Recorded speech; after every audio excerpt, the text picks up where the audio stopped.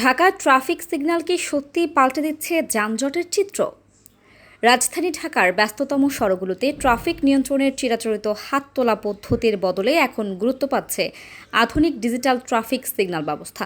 সম্প্রতি বাংলা মোটর থেকে জাহাঙ্গীর গেট পর্যন্ত এলাকায় এই অটোমেটেড সিস্টেম চালুর পর মিশ্র প্রতিক্রিয়া দেখা দিয়েছে দায়িত্বরত পুলিশ এবং সাধারণ চালকদের মধ্যে।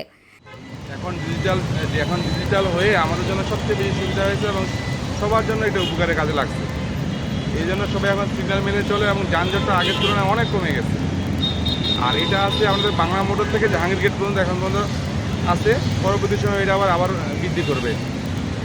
যানজটটা কীরকম আগের মতোই আছে নাকি আগের থেকে অনেকাংশে কমছে? পুলিশের পক্ষ থেকে যানজট কমার দাবি করা হলেও এই আধুনিক ব্যবস্থার কার্যকারিতা নিয়ে প্রশ্ন তুলছেন খোদ চালকেরা। তাদের মতে বিচ্ছিন্নভাবে দুই একটি জায়গায় এই সিগন্যাল বসিয়ে পুরো শহরের যানজট কমানো সম্ভব নয়। এই জায়গায় আপনার সব কিছু মানতে হবে। আপনি এই জায়গায় সিগন্যাল অমান্য করলাম, আপনি 500-1000 টাকা দিলে পুলিশকে কিনা যায়, আমি কিনতে পারি।